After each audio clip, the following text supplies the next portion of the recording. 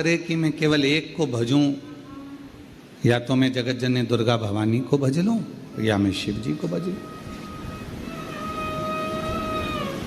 नहीं, शिव महापुराण की कथा कहती है कि अगर शंकर भगवान को भज रहे हो तो भी मेरी जगत जननी जगदम्बा आपको वर प्रदान कर रही है, और अगर आप जगत जननी दुर्गा भवानी को भज रहे हो तो भी मेरा शिव वर प्रदान कर रहा है। शिव वर।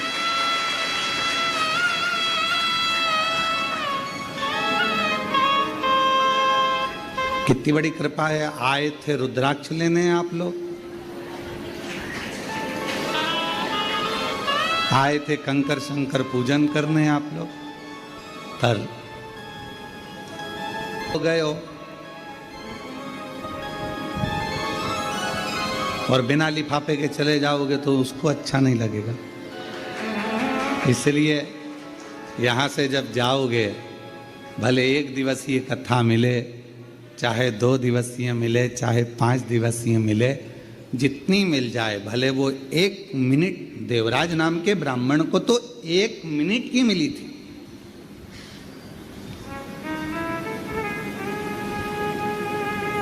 ज्यादा कथा तो मिली नहीं उसको, केवल 1 मिनट की कथा मिली, और 1 मिनट की कथा उसके हृदय में ऐसी समाई कि भगवान देवाधिदेव महादेव स्वयं उसको नंदी पर बिठाकर कैलाश धाम तक लेकर चले। कितनी मिल रही, भले थोड़ा सा शिव नाम मुख से निकल जाए।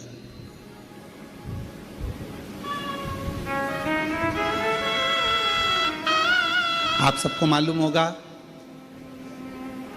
सती माता ने अपने प्राणों को क्यों त्यागा था?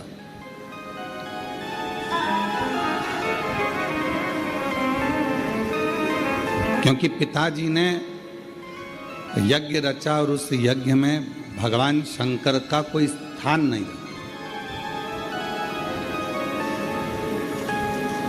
यज्ञ की रचना करी और भगवान शिव के लिए कोई स्थान नहीं रखा। सती माता ने देखा कि यहां मेरे पिताजी शंकर भगवान को नहीं मान रहे, शिव को नहीं रिझा रहे, यहाँ मेरी माता है, पिता हैं, मेरे बहन हैं, मेरे भाई हैं, ये शिव की आराधना नहीं कर रहे, शंकर को स्थान नहीं दे रहे, तो फिर ये शरीर मेरे पिता का दिया हुआ है, और जहाँ शिव नाम नहीं है, शंकर नहीं है, तो वो शरीर रखकर करूंगी क्या?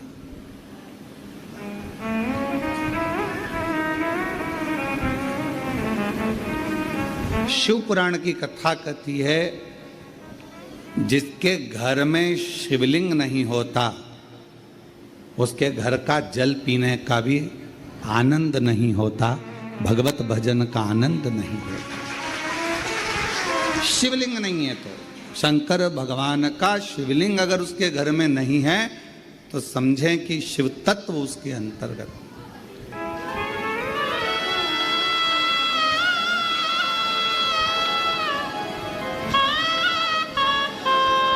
और यदि मुख में भगवान का नाम नहीं है,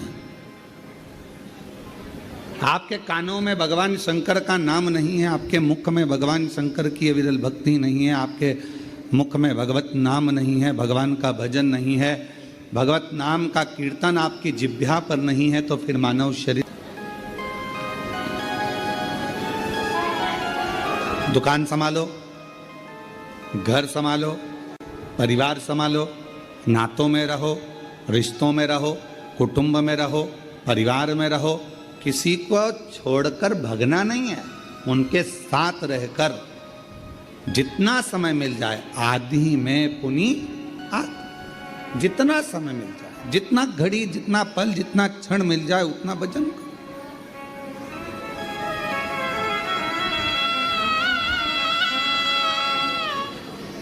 और मैंने तेरे ही भरोसे बाबा, तेरे ही भरोसे हवा विच उड़ती जावा। जावांगी, बाबा डोर हतो छड़ी नाम कटी जावांगी, भोले मैं तेरी पत्नी हवा बिच उड़ती जावांगी, बाबा डोर हतो छड़ी नाम कटी जावांगी, भोले मैं तेरी पत्नी। शिव की उदारता से ये शरीर मिला। यदि आपको 15 मिनट, 10 मिनट, 5 मिनट, 1 मिनट, आधा मिनट भी यदि आप शिव महापुराण की कथा को श्रवण कर रहे हैं, भगवान शंकर की कथा को सुन रहे हैं, भगवान की कथा को अपने भीतर उतार रहे हैं, भगवत नाम शिव नाम को अपने अंदर संजो रहे हैं, तो ये मान कर चलना जैसे देवराज के कानों में केवल 1 मिनट की शिवपुराण गई थी, क्योंकि उसका तो शरीर तप रहा था।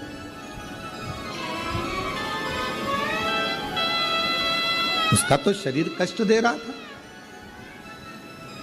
बुखार शरीर में आ रहा था और सिर दर्द हो रहा था, शरीर कष्ट में था, शरीर में ताप पड़ रहा था, बुखार में तप रहा था। कुछ देर के लिए वो चोरी का धन लेकर पहुंचा था, बैठ गया था। मालूम नहीं था कि शिवालय में शिवजी का ये पवित्र शिव महापुराण की कथा चल रही है। ऐसे ही आप लोगों को भी नहीं मालूम था कि कथा सुना था 24 तारीख से कथा है, 28 तारीख तक चलेगी, 5 दिवसीय शिव महापुराण की कथा ऑनलाइन आएगी, पर आप लोगों को ये नहीं मालूम था कि कथा कुबेरेश्वर बाबा के धाम से होगी और 2 बजे से 5 बजे तक आएगी। ये आपके स्मरण में नहीं था, अचानक पहुंच गए। देवराज ब्राह्मण अचानक पहुंचा, बैठ गया। वो तो कांप रहा था शरीर उसका, शरीर में ताप हो रहा था, उसको बैठ गया और कानों में 2 क्षण का वो शिव महापुराण की कथा कानों में पड़ गई। अब किसी ने पूछा, गुरुजी वो 1 मिनट में, 1 क्षण में उसके कानों में शिवपुराण गई? आप कह रहे हो कि 1 मिनट की छूट सुनी उसने, तो 1 मिनट में शिव महापुराण की कथा गई कितनी होगी, कितनी पहुंची होगी? जो उसकी मुक्ति हो गई इतनी सी देर में। तो हम हमारे मन से कह रहे हैं बात कि उसने 1 मिनट में अगर शिव महापुराण की कथा सुनी है और उसकी मुक्ति हो गई, तो उसने ज़्यादा कुछ सुना कि नहीं सुना वो नहीं मालूम, पर इतना जरूर कह सकते हैं कि उसने श्री शिवाय नमस्तुभ्यम जरूर सुना हो, उसने वो जरूर सुन लिया हो। क्यों? क्योंकि श्री शिवाय नमस्तुभ्यम बोलने वाले का मात्र मुख का दर्शन करो तो भी मुक्त हो जाता है, उसके सारे पाप समाप्त हो जाते हैं, उसके सारे पाप कट जाते हैं, उसके सारे कष्ट कट जाते हैं। और श्री शिवाय नमस्तुभ्यं, श्री शिवाय नमस्तुभ्यं, श्री शिवाय नमस्तुभ्यं, श्री शिवाय नमस्तुभ्यं, श्री शिवाय नमस्तुभ्यं, श्री शिवाय नमस्तुभ्यं। तो कोई पूछे हमसे कि उसने 1 मिनट में कितना सुना होगा, 1 मिनट में, 1 क्षण में शिव महापुराण की कथा कितनी सुनी होगी, तो हम इतना जरूर कह सकते हैं उसने पूरी सुनी कि नहीं सुनी, पर श्री शिवाय नमस्तुभ्यम जरूर सुना होगा, जिससे वो तर गया।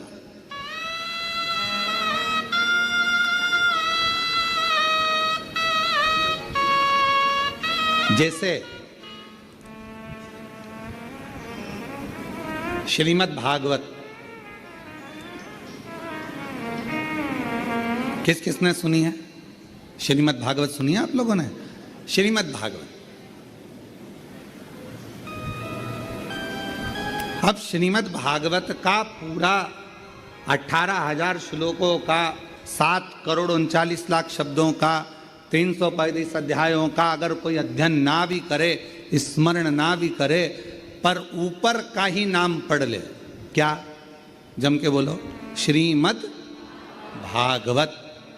तो श्रीमद् भागवत के महत्तम में कहा गया कि केवल इतना सा शब्द अगर उसने पढ़ लिया श्रीमद् भागवत, तो समझ लो उस पर भगवान कृष्ण और राधा रानी की कृपा बरसना प्रारंभ हो जाती।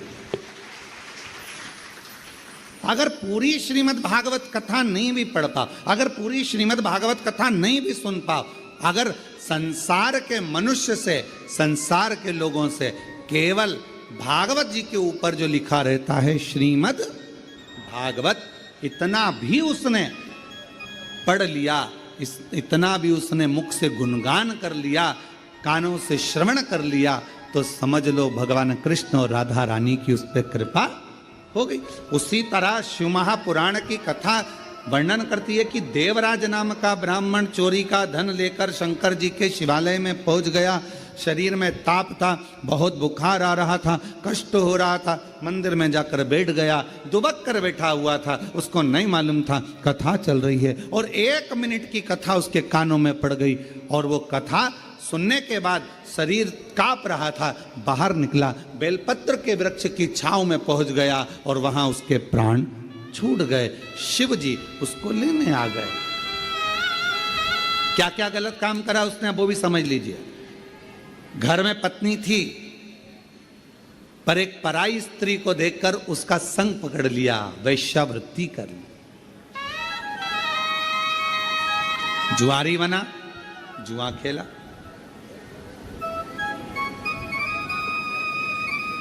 गलत गलत व्यसन करे।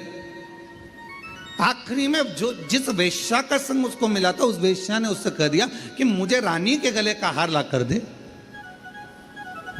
अब व्यक्ति काम में इतना पड़ जाता है कि वो रानी के गले का हार चुरा लाया,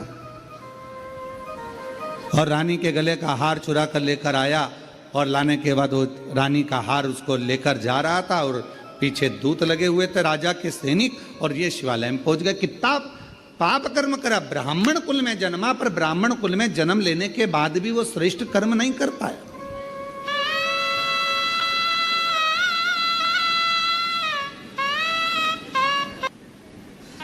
क्षत्रिय होकर, कोई कोई वैश्य होकर, कोई कोई शूद्र होकर, कोई कोई ब्राह्मण होकर, किसी भी वर्ण का है, किसी भी वर्ण, पर वो परमात्मा ये नहीं देखा कि वो ब्राह्मण है, क्षत्रिय है, वैश्य है कि शूद्र है। परमात्मा तो ये देखता है कि तेरे मुख से भगवत भजन कितना हुआ। परमात्मा ये देखता है तूने भूखे को कितना भोजन कराया, प्यासे को कितना पानी पिलाया, कितनी तूने शिक्षा किसी को दिलाई, कितनी औषधि दिलाई, कितना किसी के कष्ट को तूने दूर किया।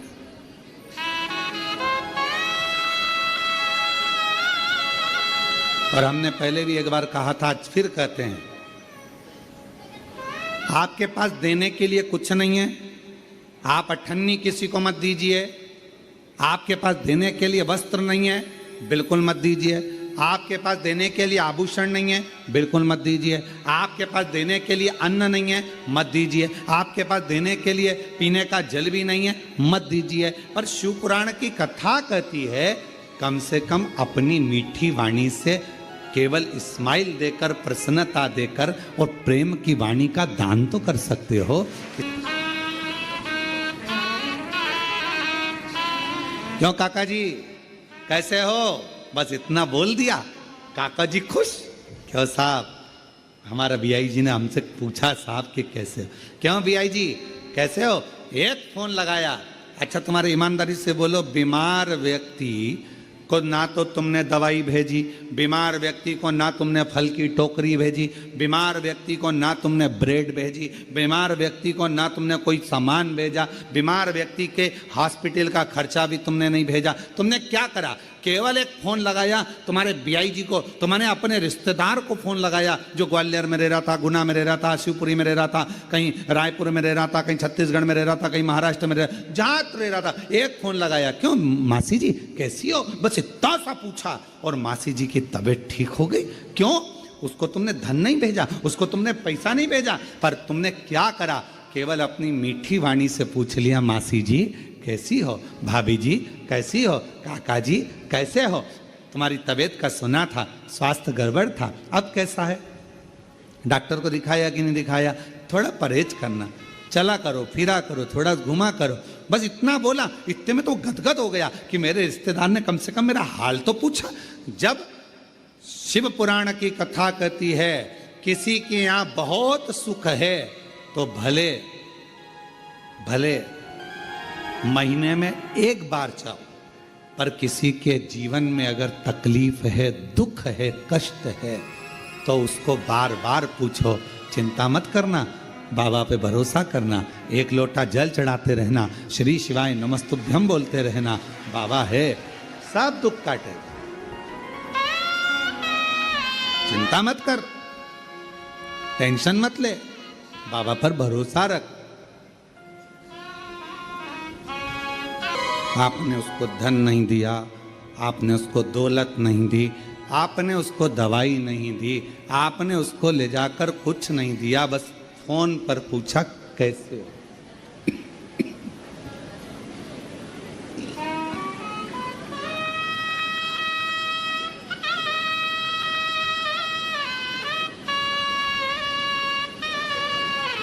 केवल फोन पर पूछा, मासी जी, मामा जी, काका जी कैसे हो, इतना पूछा, कृपा वो ठीक हो गया।